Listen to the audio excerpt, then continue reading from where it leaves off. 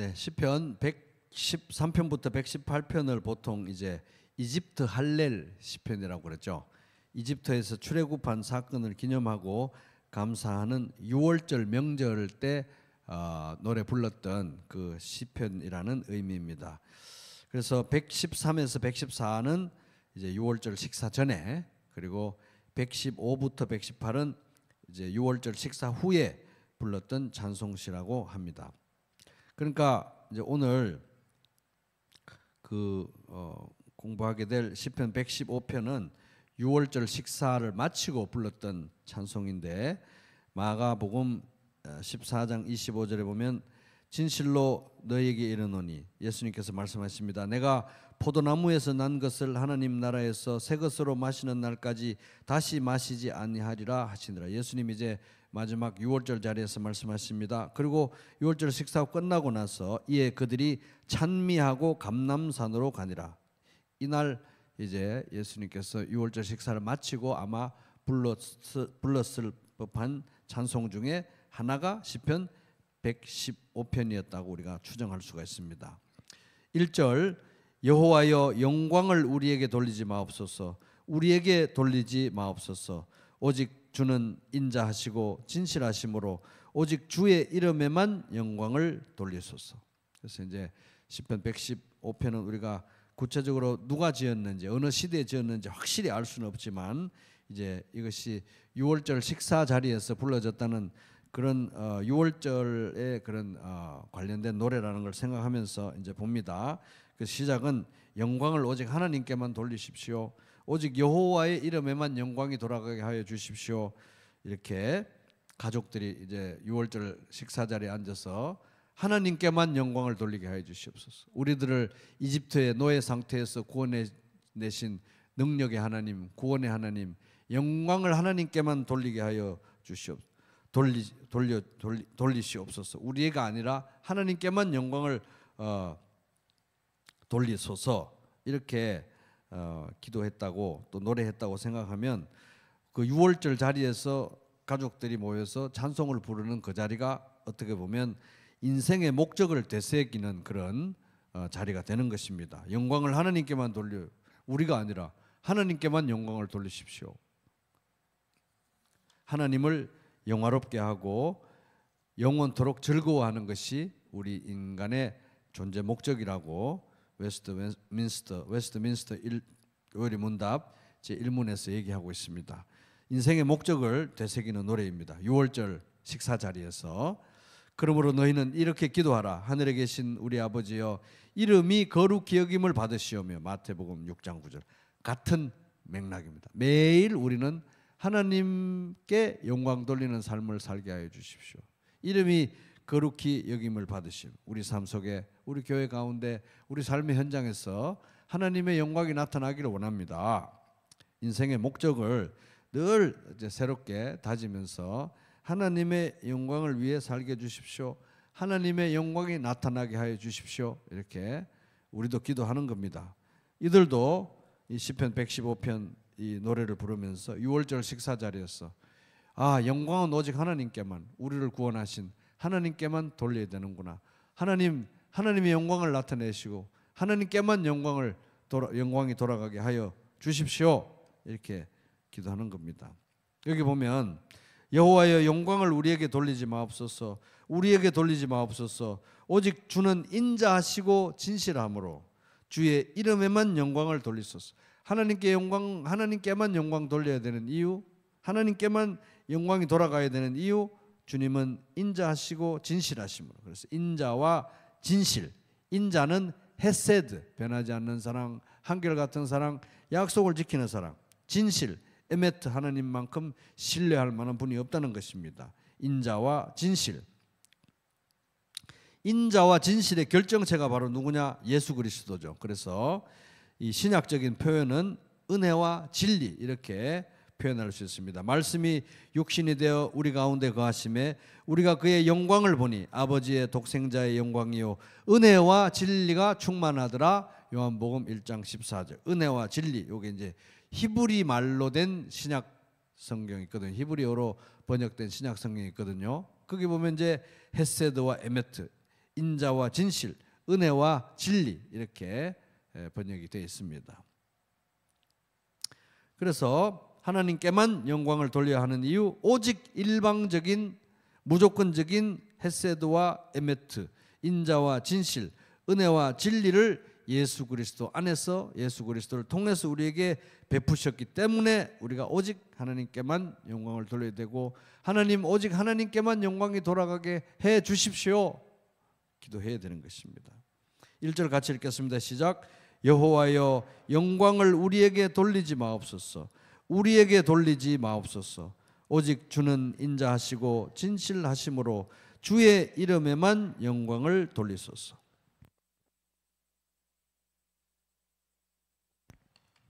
이 노래를 이제 이 노래가 기록된, 이 시가 기록된 시기가, 저자가 누구인지 시기가 언제인지 우리가 알 수 없지만 이제 굉장히 어려운 시기였다는 것을 알 수 있는 게 115편 2절에 보면은 어찌하여 뭇 나라가 그들의 하나님이 이제 어디 있느냐 말하게 하리까, 이런 구절이 있죠. 그러니까 이제 사람들이 너들 여호와 하나님 믿는다는데 하나님 어디 있어? 이렇게 조롱하는 그런 일들이 일상인 그런 시대였다는 것을 우리가 짐작할 수 있습니다. 그런 맥락에서 우리가 생각을 하게 되면, 예를 들어서 만약에 바벨론 포로 기간 동안에 써졌다, 아니면 바벨론 포로 기간 동안에 이 노래를 불렀다, 써졌을 수도 있고 그냥 성도들이 바벨론 포로 기간에 노래를 불렀을 수도 있죠. 만약 그랬다고 하면 어떻겠습니까? 이 상태에 바벨론 포로에 이르게 된 게 우리들의 죄 때문에 그런 거잖아요. 우리가 불신실했기 때문에.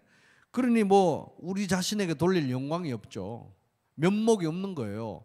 하나님의 은혜를 구할 면목이 없습니다. 이스라엘도 그렇고 우리도 그렇습니다.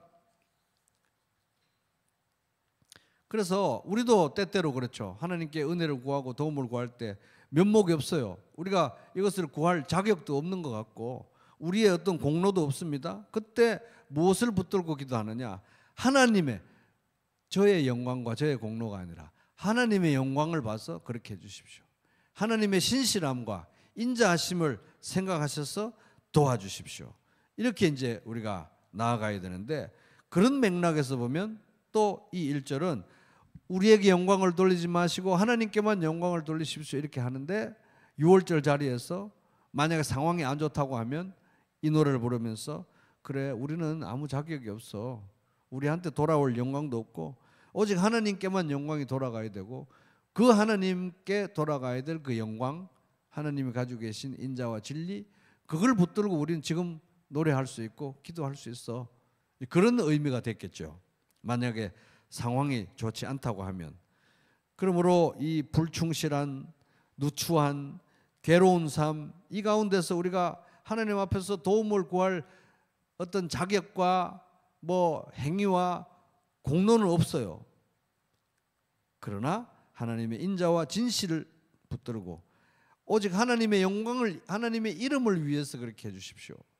그렇게 기도하고 노래할 수 있다는 것입니다.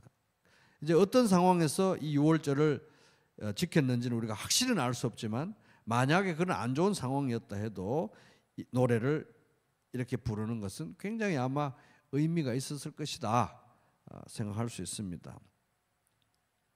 그래서 우리 인생의 목적, 그것은 하나님의 영광, 하나님을 즐거워함, 이게 이제 재확인하는 노래이고, 그리고 현재 우리가 살고 있는 현실 속에서 이 누추하고 이 후회스럽고 이 수치스러운 삶 속에서도 우리가 여전히 하나님께 도움을 구할 수 있는 유일한 근거는 우리 자신에게서가 아니라 하나님의 인자와 진실, 그리고 하나님의 영광, 그걸 의지하고 우리가 붙들고 나아가야 된다.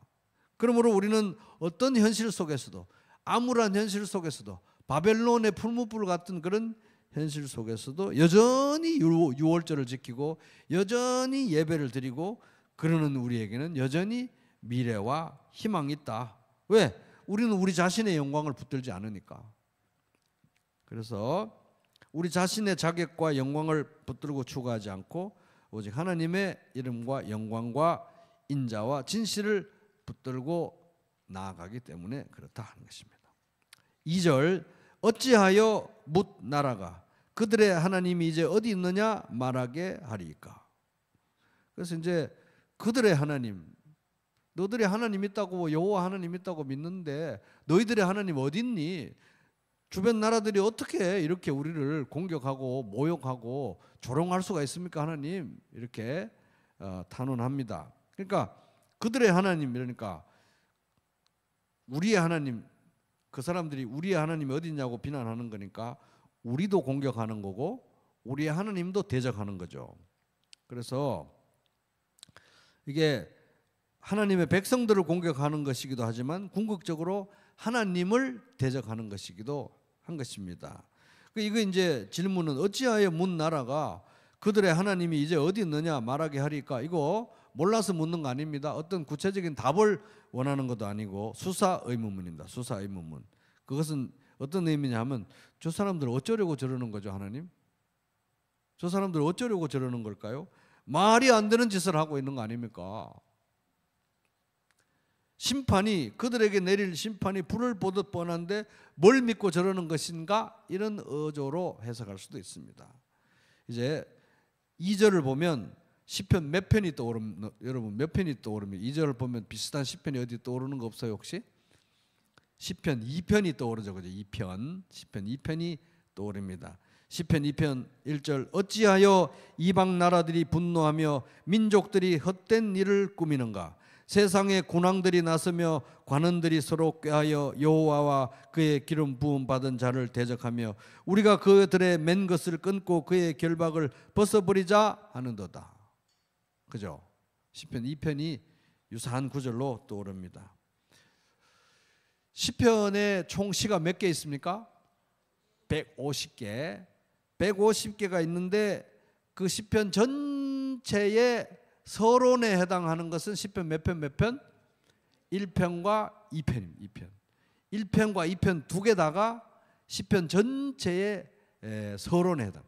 그 시편을 우리가 이제 계속 공부하면서 볼 때 그냥 이 시가 그 시 같고 그 시가 이 시 같았는데 시편을 보다 보니까 이 성경 전체의 복음의 메시지가 시편 전체의 사상이, 아니 성경 전체의 사상이 시편에 녹아 있다는 걸 우리가 점점 확인하게 되잖아요. 성경 전체의 사상이 녹아 있는 시편 전체의 서론이 되는 게 시편 1편, 2편이니까 이 1편, 2편은 성경 전체의 사상을 아우르는 매우 중요한 시들이라고 볼 수도 있는 거예요. 그죠? 근데 이 시편 1편, 2편은 우리가 읽어봐서 알지만 분위기가 너무 달라도 다르죠. 1편은 뭐 복 있는 사람은 악인들의 꾀를 따르지 아니하고 죄인들의 길에 서지 아니하고 오만한 자들의 자리에 앉아. 그러면서 주야로 말씀을 묵상하고 시냇가에 심은 나무와 같이 철을 따라 열매를 맺고 잎사귀가 시들지 않고 막 행복한 그런 그림이 나오잖아요. 선비가 막 여름에 시원한 그런 바람 부는 데서 부채질하면서 말씀 주야로 묵상하는 그런 그림이 나오는데 갑자기 여기 2편에는 똑같이 서론이라고 하면서 어찌하여 이방 나라들이 분노하며 민족들이 헛된 일을 꾸미는가? 세상의 군왕들이 나서서, 왕들이 나서서 왜 하나님께 대적하고 있는가? 여호와와 그의 기름 부음 받은 메시아를 대적하는 저런 일을 왜 벌이는가?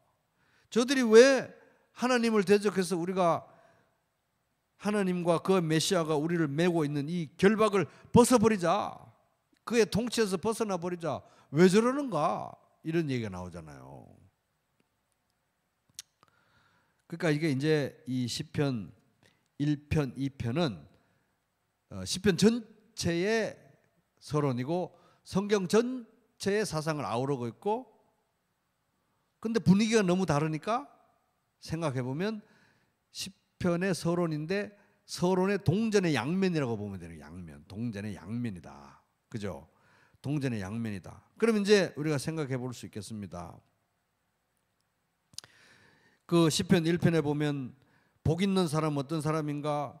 악인들의 꾀를 따르지 않고 죄인들의 길에 서지 않고.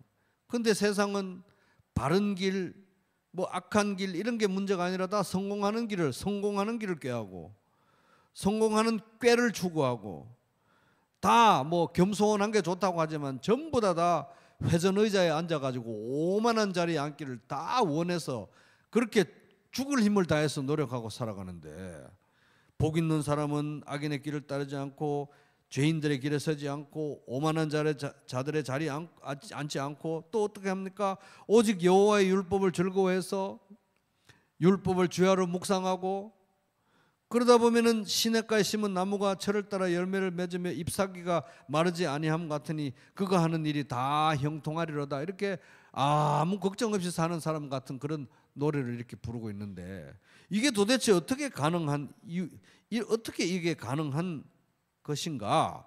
이렇게 한가한 노래를 부르고 있을 수 있는 이유가 무엇인가? 2절이 말해준다는 거예요. 2절.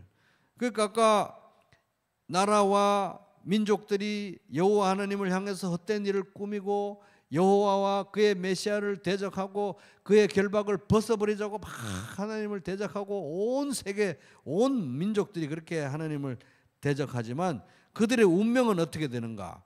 하나님께서 세우신 메시아의 손에 다 멸망하게 된다는 거예요. 그게 시편 2편의 메시지인 것입니다. 그러니까 1편이 가능한 것입니다.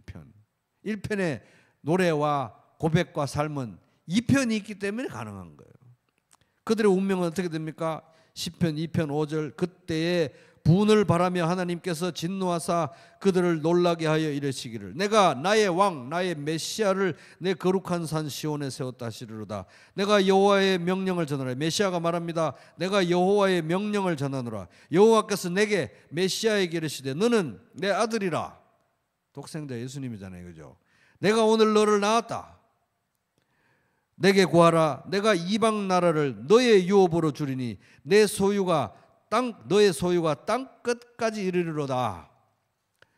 네가 철장으로, 메시아가 철장으로 그들을 깨뜨리며 질그릇같이 부수리로다. 이게 언제 성취되느냐 하면 나중에 진짜 종말에 예수님이 다시 오실 때 날카로운 낫을 들고 와서 모든 악한 자들을 멸하시고 하나님을 따르는 예수 그리스도 안에 있는 자들과 함께 하나님 나라를 완성하실 그때 이루어지는 그림이잖아요.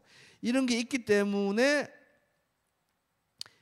메시아가 이것을 이루실 것이기 때문에 예수 안에서 하나님의 통치가 이렇게 이루어질 것이기 때문에 우리는 예수 그리스도 안에서 굉장히 안심하면서 복 있는 사람은 악인의 길을 따르지 않고 죄인의 길에 서지 않고 오만한 자들의 자리에 앉지 않고 여호와의 말씀을 사랑해서 주야로 묵상해도 되는 이유가 이 말씀대로 될 것이기 때문에 그런 것입니다. 이 말씀대로 되게 하시는 분이 누구다?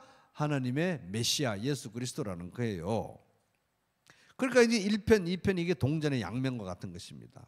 서론, 시편 전체의 서론이고 하나님 성경의 전체적인 사상을 함축하고 있는 것입니다.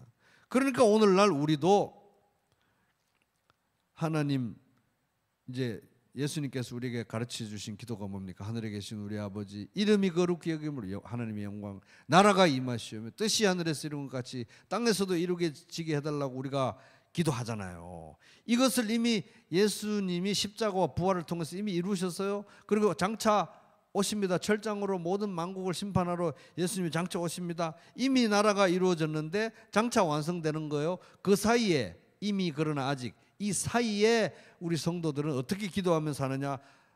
하늘에 계신 우리 아버지 이름이 거룩히 여김을 받으시오며 나라가 임하시오며 뜻이 하늘에서 이룬 것 같이 땅에서도 이루게 해달라고 기도하면서 이미 이루어진 나라 장차 완성된 나라를 위해서 기도하면서 성도들은 살아가는 것입니다. 3절 같이 읽겠습니다. 시작. 오직 우리 하나님은 하늘에 계셔서 원하시는 모든 것을 행하셨나이다. 세 번역으로 읽으면 오직 우리 하나님은 하늘에 계셔서 하고자 하시면 어떤 일이든 이루신다. 과거에도 그랬지만 현재도 그러시고 영원히 그러시는 분이라는 거예요. 하늘에 계신다는 것은 뭐 하늘에만 국한되게 갇혀 있다는 게 아니라 초월적인 분, 권능의 자리, 전능자, 영광의 자리에 계신 분이라는 것을 의미합니다. 그러니까 우리도 하늘에 하나님이 계시다는 것을 맨날 얘기하잖아요. 하늘에 계신 우리 아버지. 하늘에만 갇혀 있는 분이 아니라 우리를 초월하신 모든 만물을 지으신 우리와는 차원이 다르신 영광 가운데 거룩함 가운데 계신 하나님이라는 뜻이에요. 하늘에 계신 우리 아버지. 그거 우리가 고백하는 것처럼 3절 오직 우리 하나님은 하늘에 계셔서 이방 민족들이 뭐 하나님 대적하고 어쩌고 하는데 그들하고는 비교가 안 된다는 것입니다. 하늘에 계신 분이라는 거예요. 오직 우리 하나님은 하늘에 계셔서 어떤 분입니까? 원하시는 모든 것을 그 뜻대로 원하시는 모든 것을 행하시는 분이라 이거예요.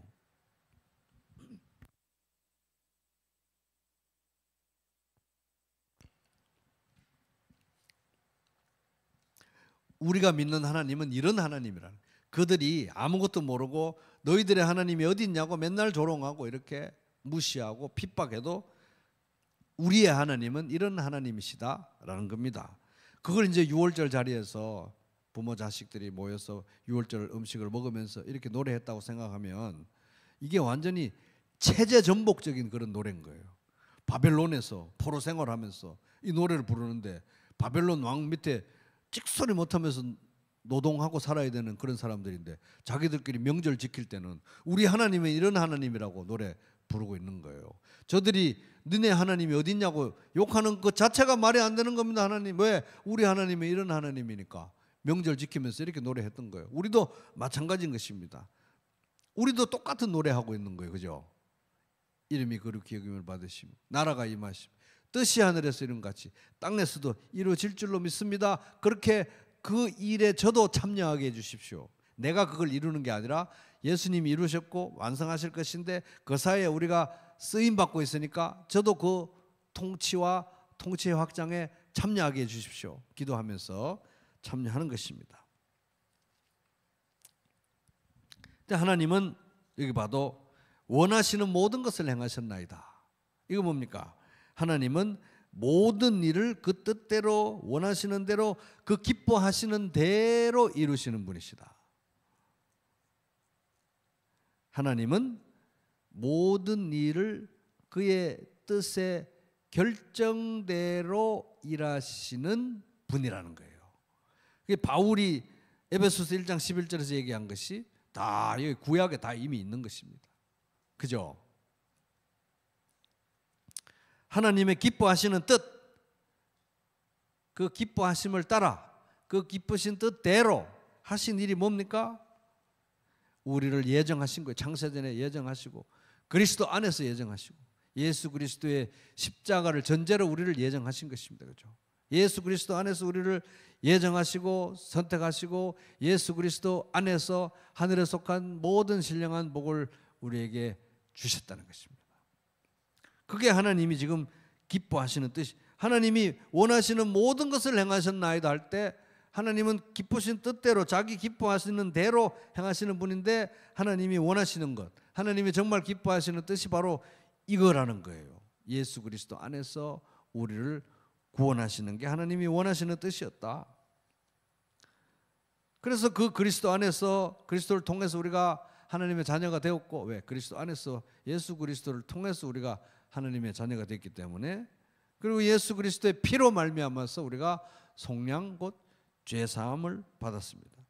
그래서 그의 뜻의 비밀을 우리에게 알려주신 거잖아요. 그가 모든 총명과 지혜와 총명을 우리에게 넘치게 하셔가지고 그 뜻의 비밀을 우리에게 알려주셨는데, 그 뜻의 비밀은 뭡니까? 우리가 구원받는 이 구원이 단순히 혼자 나 구원받았네, 너 구원받았네, 나 천국 가네, 너 천국 가네 이런 차원이 아니라 엄청나게 높은 차원인데, 우리를 구원하신 그 예수님이 하늘에 있는 것이나 땅에 있는 것이 다 예수 그리스도의 발 아래 무릎 꿇고 그 통치 아래 굴복되고 통일되게 하려는 것이 하나님의 기뻐하시는 뜻의 비밀인데, 여기 시편 115, 3절에 원하시는 모든 것을 행하십니다. 예수 그리스도 안에서. 근데 전에는 이게 온전히 구체적으로 안 나타났어요. 근데 감춰졌던 그 비밀이 이 시대에는 예수 그리스도를 통해서 나타났다는 거예요. 성경에서 말하는 비밀은 처음부터 끝까지 영원히 비밀이 아니라 과거에는 감춰졌는데 지금은 나타났다는 거예요. 예수 그리스도 안에서 이 비밀의 뜻이 나타났다는 것입니다. 이런 분이 우리 하나님이다. 3절 같이 읽겠습니다. 시작. 오직 우리 하나님은 하늘에 계셨어 원하시는 모든 것을 행하셨나이다. 그 우리의 하나님, 이런 분이 우리의 하나님이라는 거예요. 우리의 하나님. 이분이 바로 우리의 하나님. 하나님 곧 우리 주 예수 그리스도의 하나님. 우리 주 예수 그리스도. 여기서 주라는 건 신에게만 사용되는 그런 높은 호칭인데, 우리 주 예수 그리스도, 이분이 신이라는 거, 하나님이라는 거잖아요. 우리 주 예수 그리스도, 그분이 아버지가 있어요. 성부, 성자, 성령. 사도 바울이 이걸 제일 싫어했던 이런 신성 모독적인 아이디어인데, 성부, 성자, 성령, 삼위일체 하나님, 예수 그리스도, 신성을 가지신 하나님의 아들, 우리의 구원을 이루실 하나님의 아들, 독생자 예수 그리스도, 하나님 곧 우리 주 예수 그리스도의 아버지. 그 아버지가 우리의 아버지인데 예수 그리스도를 사랑하시는 만큼 우리를 사랑하신다. 왜? 예수 그리스도 안에서 우리를 예정하셨고, 예수 그리스도 안에서 우리에게 모든 하늘에 속한 신령한 복을 주셨고, 예수 그리스도 안에서 속량하셨고, 예수 그리스도 안에서 자녀 삼으셨기 때문에. 그래서 이게 우리 아버지라고 할 때 예수 그리스도의 아버지가 우리 아버지다라는 게 놀라운 사실인 것입니다.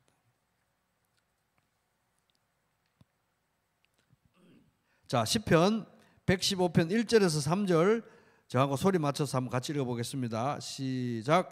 여호와여, 영광을 우리에게 돌리지 마옵소서. 우리에게 돌리지 마옵소서.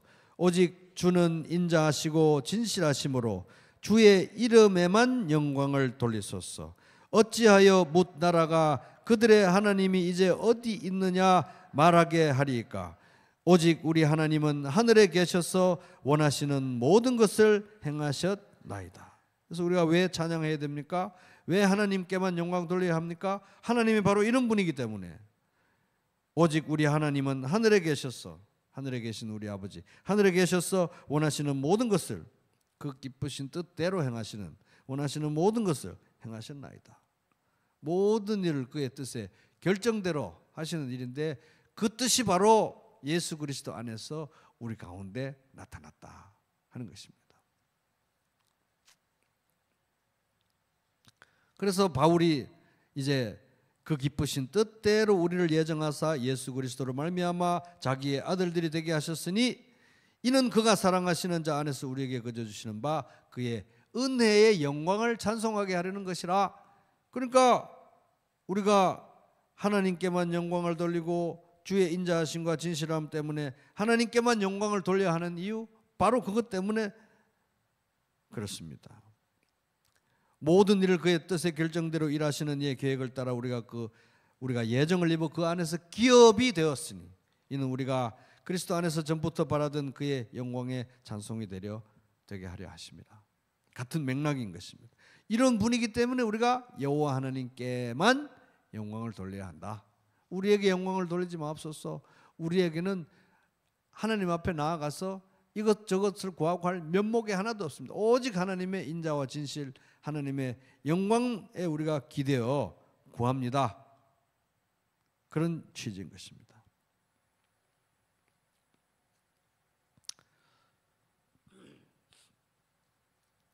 그러니까 이제 이런 거는 우리의 현실과는 관계없는 거죠.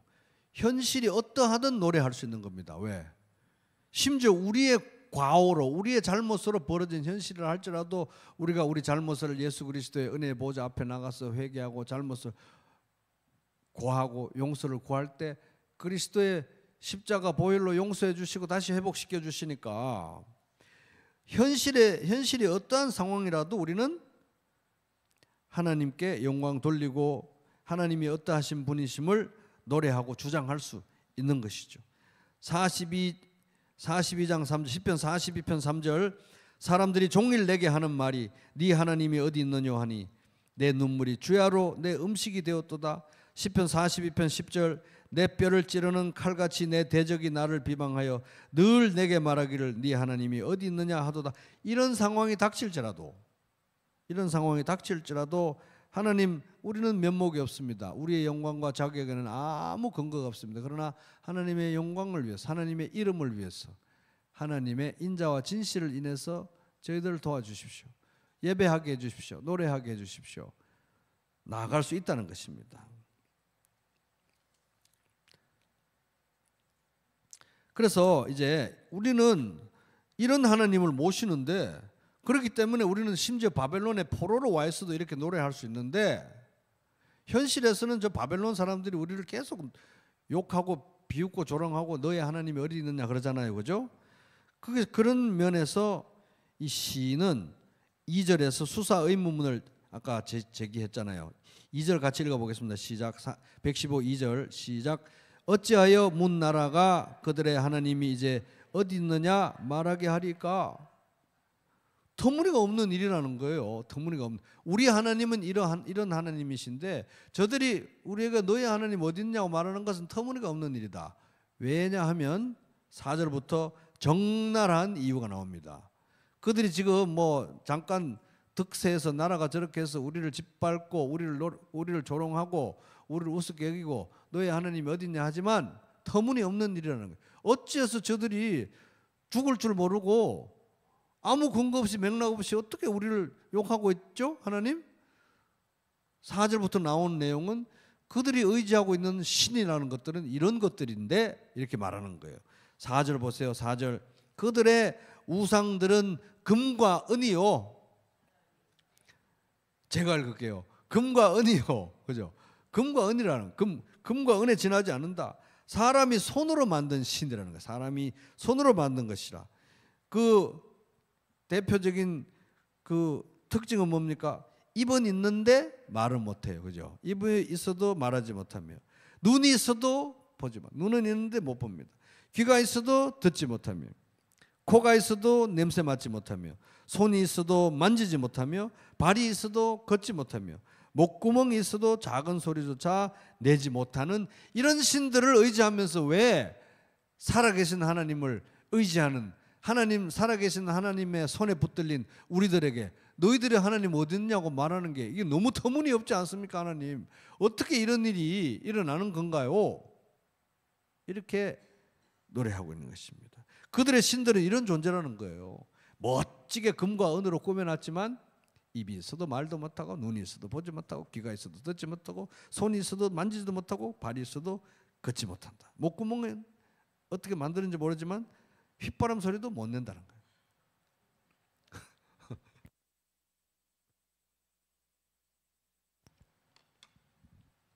근데 우리가 질문할 수 있습니다. 세상에는 수많은 신들이 있고 수많은 우상들이 있고 수많은 잡신들이, 사람들이 이제 막 섬기는 잡신들이 있는데 그게 다 가짜라는 거 어떻게 우리 알아요? 뭐 일일이 다 가서 조사해 봤습니까? 비교 종교학 연구해 가지고 다 이 신은 가짜 저 신은 가짜 다 확인해 봤냐는 거예요. 어떻게 우리가 그걸 알 수가 있냐? 다른 신들이 다 가짜라는 거를.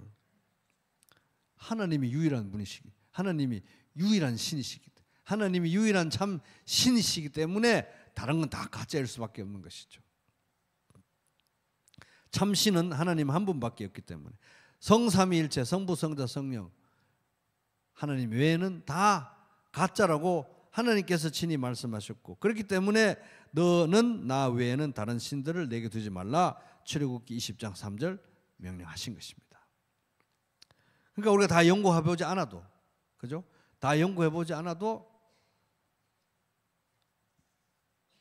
하나님 이외에는 모든 다른 우상들과 온갖 잡신들은 다 가짜라는 것을 알 수 있는 것입니다. 그리고 우리가 일일이 모든 종교들을 다 연구해보지 않아도 다른 모든 종교, 인간이 만든 다른, 인간이 가지고 있는 다른 모든 종교에는 은혜가 없다는 걸 우리 알 수 있어요. 은혜가 뭡니까? 전적으로 하나님께서 일방적으로 베푸시는 사랑이잖아요. 인간에게 뭔가를 원하지 않고 전적으로 일방적으로 베푸시는 사랑이잖아요. 그렇게 영원히 베푸실 수 있는 분은 여호와 하나님밖에 없기 때문에 다른 종교에는 은혜가 없다는 걸 우리 알 수 있는 거예요. 그래서 그들의 신은 이런 신인데 왜 우리에게 너들의 하나님은 어디 있냐고 말할 수 있는 그런 근거가 뭐냐는, 너무 터무니없는 얘기다 이 말입니다. 그들의 온갖 우상과 잡신들 뒤에는 뭐 감기 낫는 신, 뭐 밥 잘 되게 하는 신, 뭐 애 잘 낳는 신, 온갖 신을 만들어 이름을 붙여서 다 정말 창의적으로 수천 수만 가지의 신들이 이제 존재하지만 그 신들이 진짜 존재하는 건 아니고 사람이 만든 신이라는 거잖아요. 그죠? 사람이 만든 신. 근데 사람이 만든 신이라고 우습게만 볼 건 아니라는 거예요. 왜? 그 뒤에는 뭐가 있다? 그때 너희는 그 가운데서 행하여 이 세상 풍조를 따르고 공중의 권세 잡은 자를 따랐으니 곧 지금 불순종의 아들들 가운데서 역사하는 영 마귀가 있기 때문에, 마귀와 그의 졸개들인 타락한 천사 귀신들이 그 뒤에 배경에 있다는 거예요. 인류를 속이고 있다는 것입니다. 그러나 우리는 모두 귀신 탓은 할 수 없다. 왜? 전에는 우리도 다 그 가운데서 우리의 육체의 욕심을 따라 지내며 육체와 마음에 원하는 것을 했기 때문에 귀신 탓을 할 수 없다는 거예요. 죄는 다 내 책임이라는 것입니다. 그래서 모든 잡신들과 모든 우상은 다 사람이 만들어낸 거예요. 그냥 아기 잘 낳는 신, 밥 잘 되게 하는 신, 뭔 신 이렇게 사람들이 만들어내겠다고 해서 마냥 가짜는 틀림없이 가짜인데 마냥 우습게만 볼 수 없는 것이 그 뒤에 마귀의 세력이 있고, 근데 그 어둠의 세력은 오직 예수 그리스도의 이름으로만 이길 수 있는데 이미 예수님은 십자가로 모든 어두운 세력을, 정사와 권세를 이기셨다고 성경은 말하고 있는 것입니다. 우리는 그 승리에 예수 그리스도 안에서 참여하는 것입니다. 그리고 실제로 출애굽 사건이 우리의 구원에 대해서 그림을 그려주는데, 내가 그 밤에 애굽 땅에 두루 다니며 사람이나 짐승을 막론하고 애굽 땅에 있는 모든 처음 난 것을 다 치고 애굽의 모든 신을 내가 심판하리라. 나는 여호와라. 출애굽기 12장 12절. 출애굽 사건은 하나님이 그들의 우상 숭배를 다 심판했다는 것을 보여주는 사건이라는 것입니다. 마찬가지로 오늘날 우리의 구원은 어둠의 세력, 마귀의 세력을 멸하시고 예수 그리스도가 승리한 그 사건에 우리가 믿음으로 참여하는 거예요. 그죠?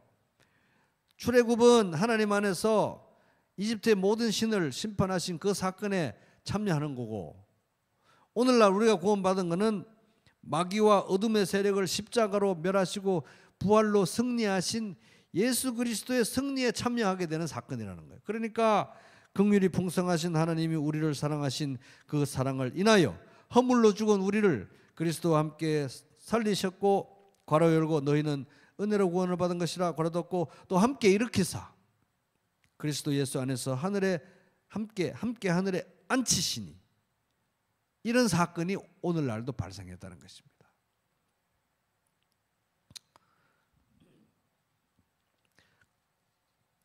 그래서 우리의 결말은 우리가 살아가는 삶의 목적과 우리가 누리고 있는 것과 우리의 영원한 결말은 이는 그리스도 예수 안에서 우리에게 자비하심으로써 그의 은혜의 지극히 풍성함을 오는 여러 세대에 나타내는 것, 은혜의 풍성함을 나타내고 은혜의 풍성함이 나타나질 때 그 가운데서 경험하고 누리고 끼치는 영원한 그런 삶인데, 그들의 결말은 뭡니까? 사람이 손으로 만든 신을, 사람이 손으로 만든 우상을, 가짜 신을, 우상을, 잡신들을 섬기는 그들의 결말은 8절입니다. 8절 115편 8절 시작. 우상들을 만드는 자들과 그것을 의지하는 자들이 다 그와 같으리로다.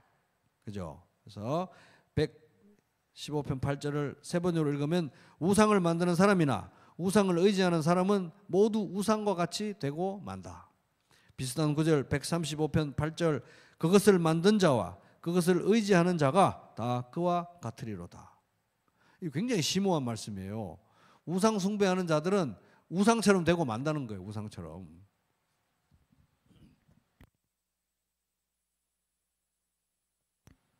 우상을 만드는 자와 우상을 의지하는 자는 다 그것처럼 닮아간다는 것입니다.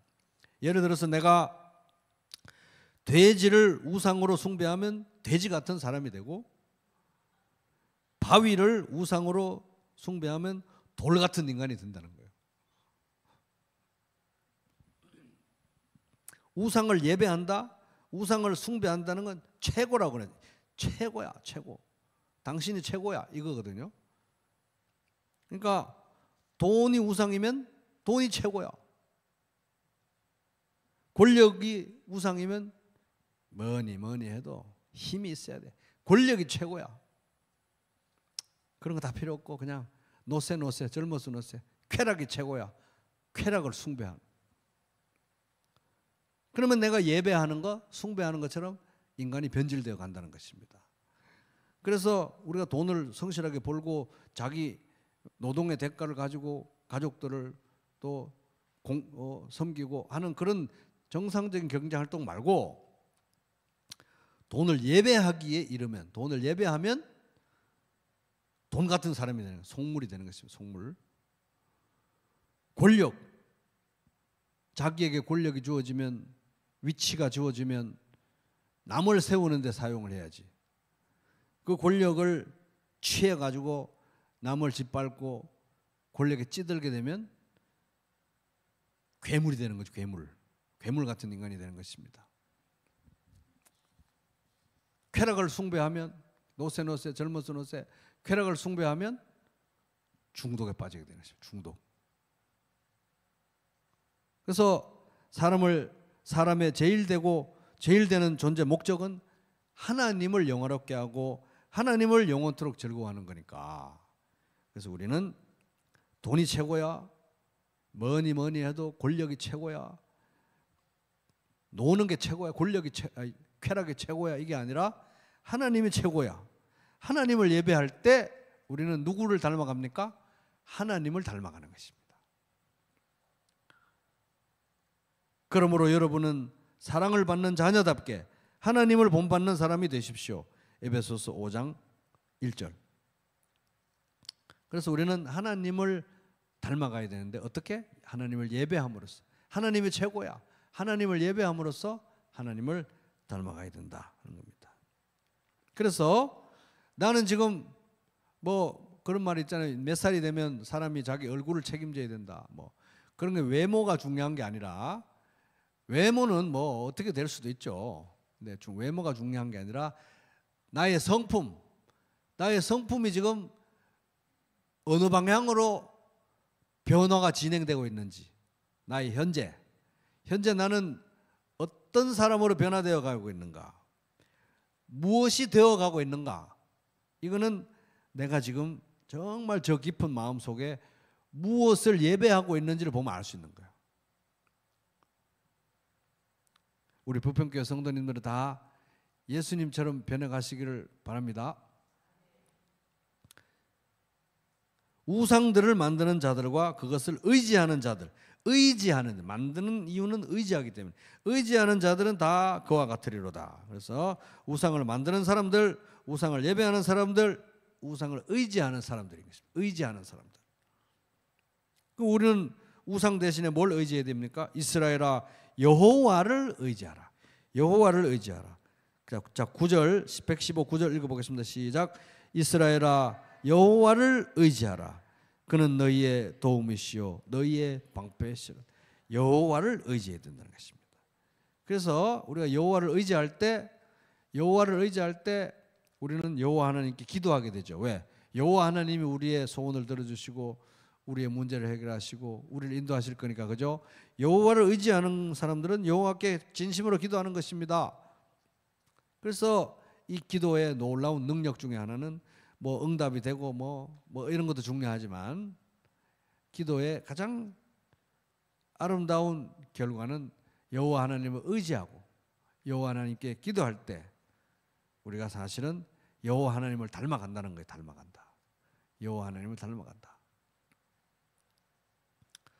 근데 이제 섬찟한 거는 또 우상을 만드는 이유가 의지하기도 하지만 두려워하기 때문이거든요. 사실은 돈을 두려워하니까 돈을 우상으로 하죠. 돈 무서운 줄 알아요. 돈이 무서워하니까 돈을 우상 숭배하는 거죠. 뭐니 해도 힘이야. 힘을 무서워하니까 힘을 우상 숭배하는 것입니다. 그거 오늘 하루 즐기지 못하면 아무 소용없어. 못 즐기면 끝이야. 인생은. 쾌락을 무서워하니까 숭배하는 것입니다. 쾌락이 없는 상태를. 그래서 이제 뭐 악질적인 어떤 직장 상사에게 맨날 두려워하면서 시달리면 나중에 그 사람 닮아 있잖아요. 마찬가지로 두려워하는 것을 닮아갑니다. 또. 근데 우리는 누구를 두려워해야 되느냐? 여호와를 두려워하며 섬기는 것이 지식이 시작인데, 미련함의 시작은 여호와를 두려워하지 않는 거, 여호와 대신에 다른 것을 두려워하는 거. 여호와를 두려워하는 것이 지식의 시작인데, 어리석은 사람들은 지혜와 교훈을 가볍게 여긴다. 잠언 1장 7절. 그래서 여호와 하나님을 경외하고 벌벌벌 떠는 게 아니라 여호와 하나님을 경외할 때, 그게 지혜로운 삶의 시작이고, 그렇게 할 때 경외하고 의지하고 즐거워하고 최고야. 예배할 때 우리는 하나님을 닮아가는 사람들, 예수 그리스도를 닮아가는 사람.